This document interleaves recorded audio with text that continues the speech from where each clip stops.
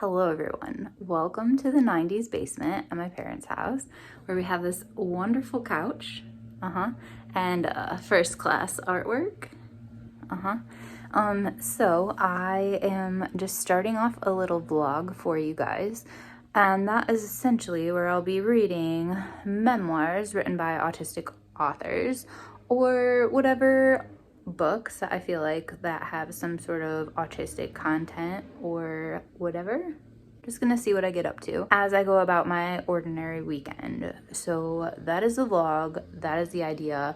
I'm a mood reader, so I'm just gonna see what I feel like, what I come across, and it's gonna be great. So the first book that I started on the way to my parents' house. I am spending the night because tomorrow I have to work for 13 hours for Ottawa County Parks. Anyway, the book that I started was inspired by me seeing this book in the wild, in public, and remembering that I had read it before and enjoyed it, but not like loved it. And it is Fern Brady's book, which is like strong female characters or something like that. When I went back, I realized that yes, I had purchased the audio of it, but I never actually finished it. So this is a revisit, and this is a revisit also since my autism diagnosis. So it's hitting differently. Fern Brady, if you don't know, is a stand-up comedian, and she is autistic, and this is just a memoir of her diagnosis and her just like living life and navigating life with autism. But I need the book because there are so many like bookmarks that I'm taking on the audio version, and I need to underline them and I need them written in my journal. Like, this is very important. So am I going to the bookstore later today? What am I doing? I mean, I need the book.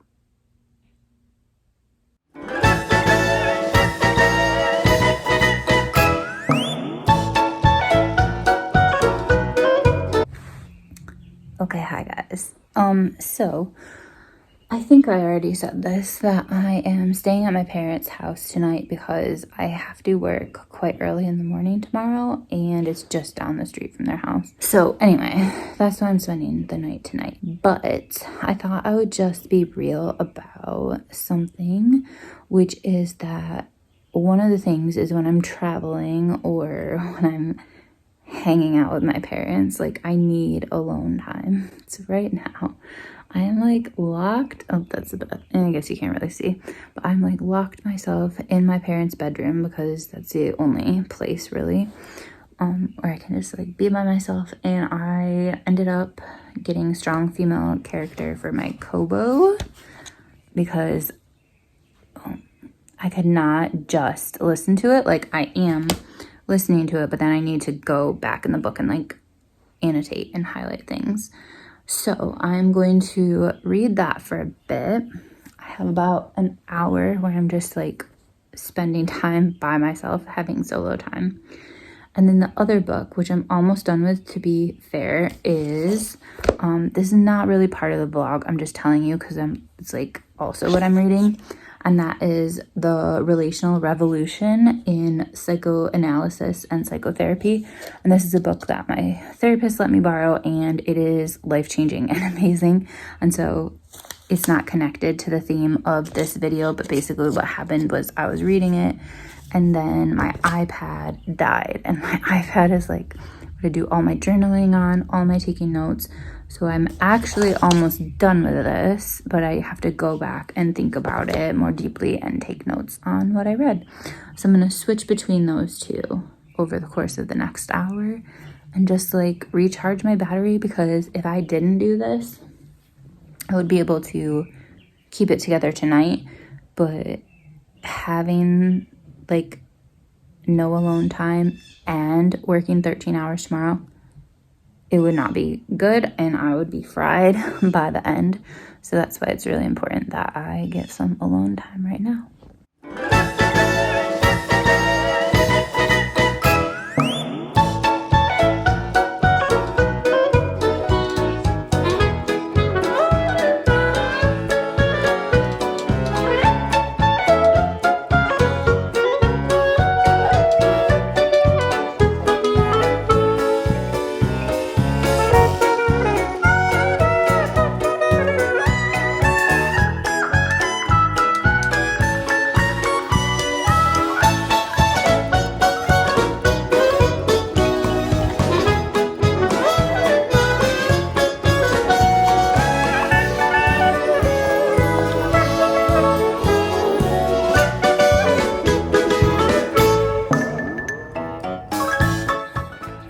morning, everyone. Okay, so today is the day that I'm working like a million hours, 13 to be exact. Possibly more like if there's a weird break in between my jobs, but like mostly like actually working 13 hours. Anyway, here's the situation. I am doing reservations at this one park. So I'm gonna just open up the building, unlock it for the people so that they can come when they're ready. And then I'm gonna go to the other park where I work to actually work there, be physically present there, I guess. Okay, so I'm just going to make sure that people have my phone number so they can text me when they're done, because after my other job, I get done at 5:30. After that, I'm just waiting around until it's time for me to come back and lock this building up. So I'm going to give them my number so they can text me when they're done, except that there's no dry erase marker. So let me go to the other side and see if there's one there. Oh my god, there's a chipmunk in here. Oh my gosh, it's so fucking cute. But like, there's a chipmunk in here. I don't know how that's gonna work out for their party. Oh my gosh, let me see if I can find it again. Oh. So I just texted like the park supervisor for this park, letting him know that, hey, heads up, like there's a party later today in this one room, and there's a chipmunk there. But also it is a park, so what are you gonna do? Like the chipmunk belongs here. Like there's more outdoor space than an indoor space. So anyway, okay, done, all ready to go. Everything's unlocked for the people to show up later, and I'll come back after their parties are done to take out the trash and lock up. I think someone else is gonna clean. So yeah, I'm gonna go to work at the nature center now.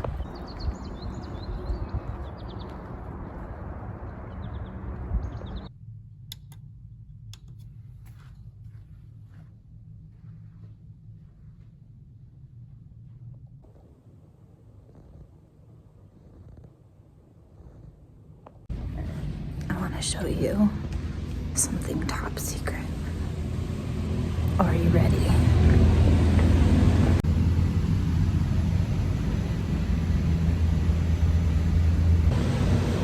That is where the dead animals live. So that maybe one day someone will give us money and we can stuff them and display them, which I think is disgusting. Anyway, that's the top secret info. Also, my life was absolutely changed by coming to work today, but I will tell you that later because it's too awkward for right now.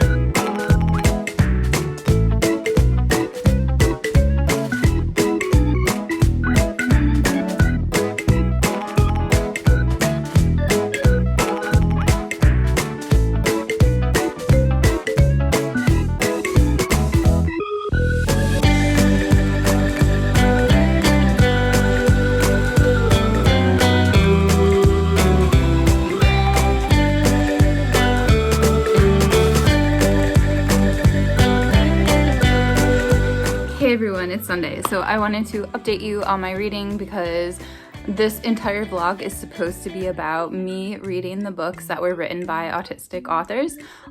So let me give you a little update on how that is going, which is basically that it is not going. Like, I've just been so busy this weekend, obviously working and stuff. However, I did finish one book, so I want to tell you about that one, and then I'm hoping to get to 2 books today that are by autistic authors, both memoirs. So continue watching because I swear I will do what I intended to do in this video. But the book that I read, I basically finished it like in 2 days technically, but like almost 1 day, and that is The Relational Revolution in Psychoanalysis and Psychotherapy. So the reason I'm talking about this one is because it is like adjacent to this whole autistic thing that I meant to do in the vlog. So I have mentioned before, but my therapist and I share books, and this is one that she let me borrow from her house. It smells like her house. It smells so freaking good. Anyway, the situation is that I am immensely curious in psychology. I have been since I was first introduced to it in AP Psych, which I don't know if people have this internationally, but it's basically when you're in high school and you can take college level courses, and then if you pass them, then you don't have to take them in uni. So yeah, that's how long I've been interested in psychology, and my interest in autism and my interest in emotional impairments led to my career as a special education teacher, but that is a story for another day. Basically, since starting therapy 14 months ago, my interest in psychology has like come back to the surface. I don't think it ever went away because literally my entire job is psychology, even if it is not formally psychology, like it's teaching special education. But anyway, and so I was just really curious because the therapy that I'm involved in is relational psychoanalysis, and I was just curious, like, what does that mean? Like, what are you doing to me? Because crazy things are happening, let me tell you. And she let me borrow this and said this is a good like introduction or whatever.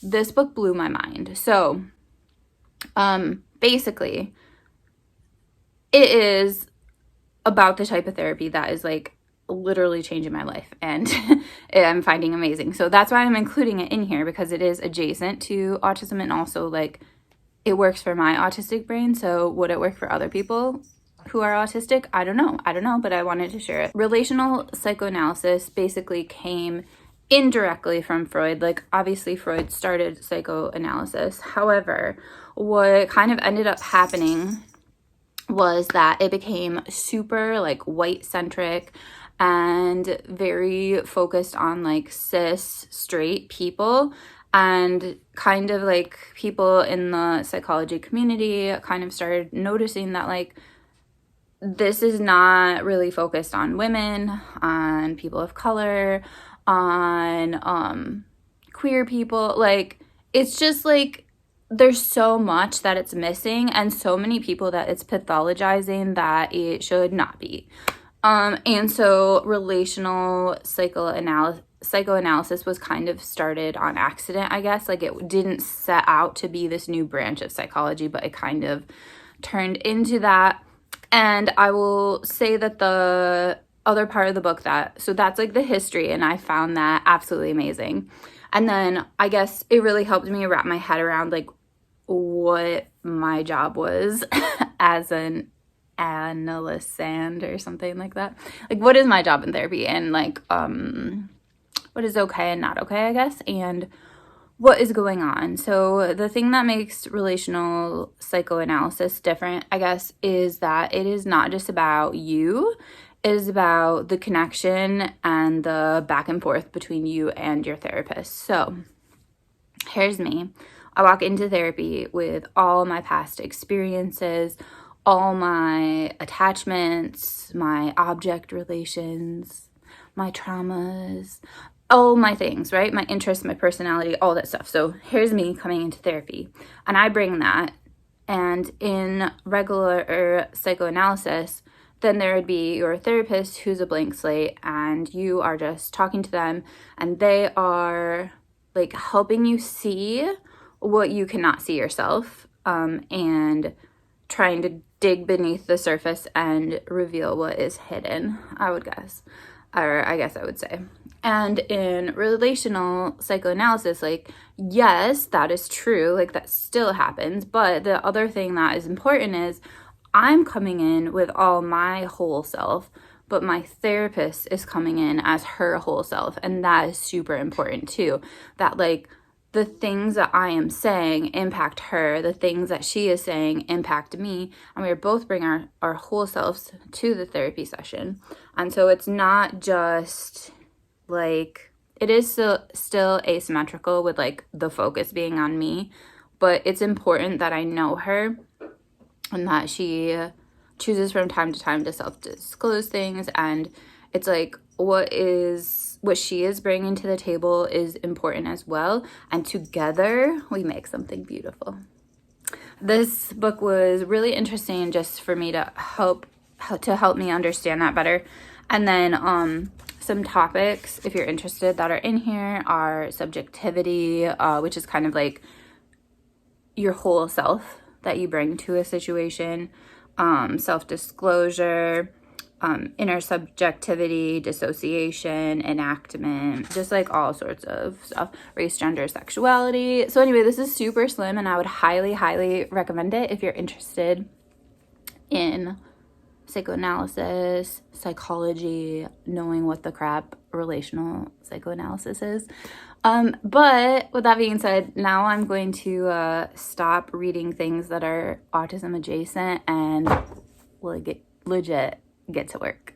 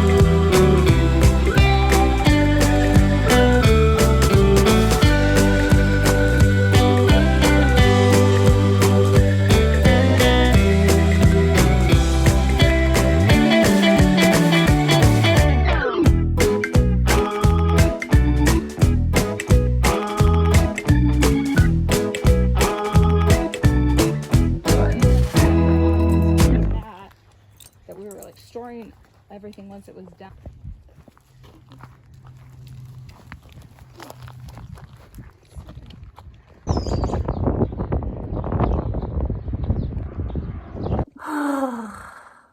Hey everybody. Okay, so it has been the absolute best weekend. Like, I think I would like to do a vlog, maybe next weekend or soonish, about the formula to a perfect weekend, because I feel like I have it figured out, and this one was perfection. However, in true autistic form, I am losing steam and losing it quickly. So I want to wrap up this vlog and talk to you about the book I just finished, Strong Female Character by Fern, Brady. I wanted to have one more book, but I'm gonna listen to my body and just like chill for the rest of the evening and go to bed early just because I am done. Like, best weekend, but I'm done. I would say that last time I read this book, Strong Female Character, I got almost all the way through it on audio. And this was my first time completely finishing it, but at the same time, it was kind of a revisit just because of how much I had made it through before. And I will say I enjoyed it way, way, way more this time. And I think it was because I don't even know when I read it initially. I don't know if it was even on my mind that I was autistic. Like, I definitely have thought that for a long time, but I never took myself seriously because I just felt that there was so many people that said they were autistic, and obviously, definitely could not be me. So yeah, I just dismissed my thoughts and feelings about myself. But anyway, I just felt like I connected to this way, way more now that I know more about myself and am more accepting of my own dang self. So yeah, just some random notes from here. This book is basically Fern finding out that she's autistic and then kind of going back and revisiting aspects. Ooh, please don't shut down. Please do not do that. Going back and revisiting parts of her life where, like, oh yeah, I should have known, or like, yeah, this happened, and like, whatever, here's the situation. So I'm trying to get this to power back on. It's gonna take a second, but loads that I connected to. And the first thing that I know I have a note on for sure, even though it's taking forever to turn back on, is that she freaking was reading the DSM when she was like a teenager. Same. Like, how obscure and bizarre, but same, girl, same. Definitely have read loads of the DSM, not cover to cover, but definitely I had read quite a bit of it. Okay, so going to other things, basically she talks about like why women kind of go under the radar and aren't diagnosed as much. And yeah, it's just like, we're thought of to be like studious. Like, we have these interests and they're super, super intense, but they're like the same interests as other people. And people don't realize that the intensity of our passions is probably a sign of autism. Or just like things are socially acceptable, like studying, like learning random things. And she talks a lot about the different ways that she calms herself down and the different things that agitate her. And I definitely connected to just like how actively you have to regulate after a situation like being at school all day or whatever. And she talks about how like it's part of her routine to spend so much time alone. That's a thing that she talks about quite a lot in here, is just the importance of alone time, which I super appreciated. Another thing she talked about, and is something that I need to lean in more, is like, obviously, like, because I'm a special ed teacher, there's loads of like occupational therapy sort of things that I know about, and I think I need to get better about trying them on myself. So like, for example, I know that heavy work or like heavy lifting and stuff like that is a calming strategy for kids with autism, kids with emotional impairments, just kids that struggle in general. And so in the book, Fern talks about like weightlifting and stuff like that, and I am kind of dabbling in that right now. But yeah, it's just really interesting to see as she discovers more and more about herself, what things she adds to her routine just to keep her regulated, or as regulated as possible. She talks also about the sense of overwhelm and tiredness that comes from like existing in a space that wasn't designed for you, and how it is just simply exhausting, and it's not something that you can just go to bed and sleep off. Like right now, like I said, like I am losing steam, and so that's why I'm trying to wrap this up right now. And it's like, I could continue to push myself and read another book tonight. Like I definitely time-wise could, but what's the impact that that is going to have on me, instead of like just like listening to my body and kind of, it's almost like you can kind of like feel that edge and be like, okay, like this is good, I'm good, time to stop. Which she kind of talks about as well. Something that has been really important to me is just monitoring my body during social situations and figuring out when it's time to leave. And she said that too. I realized if I left social situations early enough, I could control myself enough to appear normal-ish by going home before I got too burned out. I stopped feeling guilty about not going on group nights out. Yeah.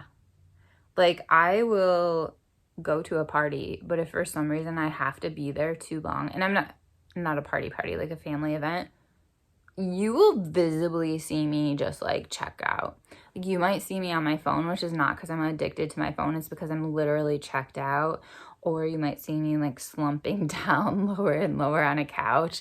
And it's just better for me just to leave when it's time to leave. I adored this when she was talking about living alone, living solo, and how like there's nothing wrong with her boyfriend, but like at this point in the book anyway, like she needed to live alone. She needed to be able to do what she wanted to do at the time that she needed to do it, and she needed to be alone and decompress by herself without him being there. One thing that was amazing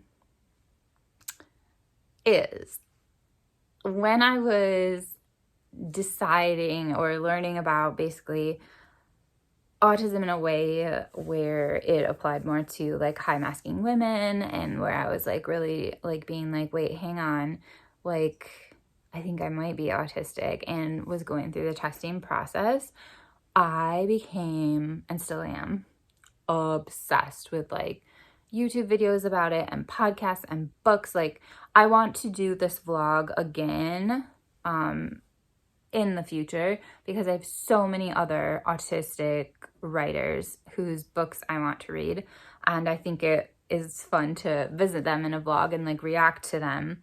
But Fern also said that this turned out to be almost impossible as the diagnosis had opened a floodgate. Everything I had avoided reading because it was too close to home, I binged on. I started listening to autistic podcasts every day. And when I wasn't listening to them, I was reading books on autism, watching autistic YouTubers, discovering autistic TikTok, chatting with autistic strangers online, and joining Reddit forums for autistic women. Like 100%. And in me, this was pathologized by a therapist I no longer see. But I knew in my soul that this was normal, that this is a common thing that happens when you're newly diagnosed or on the pathway there. So it was just really cool to hear her talk about that. Another thing she discussed that was just amazing was like how autism is kind of tied to feminism, because autistic women are the ones that are going to say stuff and might not be as light or flowery about what they say. And yeah, we're just like more in your face and unapologetic about what we're going to say. Okay, one thing I do want to say is she talks in here about how therapy did not work for her, and I 100% know that therapy does not work for everybody. There are certain people that are drawn to it, like myself, and there are certain people that it really will not work for, and I understand that. However, her only experience with therapy was CBT, and I wonder what would happen if she had other modalities or schools or whatever that she tried. I think that a lot of people just haven't found the right type of therapy or the right fit for them, the right person. And yeah, but anyway, if you decide to read this book, I would highly, highly, highly recommend that you read it on audio. The only reason I read the book is because I had to annotate. Like, I could not even tell you. I must read with a pen. This is like a thing that I must do. Or in this case, Kobo and Kobo pencil. But yeah, so highly recommend the audio because she's a stand-up comedian and she reads it and it is hilarious. So with that being said, I hope you guys enjoyed this little vlog. If you would like me to do a other ones. There are loads of other books that I'm really, really interested in either rereading and revisiting as now, at this time, now that I know more about myself, or ones I've literally never read before that I would be really interested in discovering. So anyway, I will leave you for now, but guys, thank you so much for watching, and thank you so much for accepting me online fully and completely as I am. It means so much to me, and I love you guys immensely. See ya.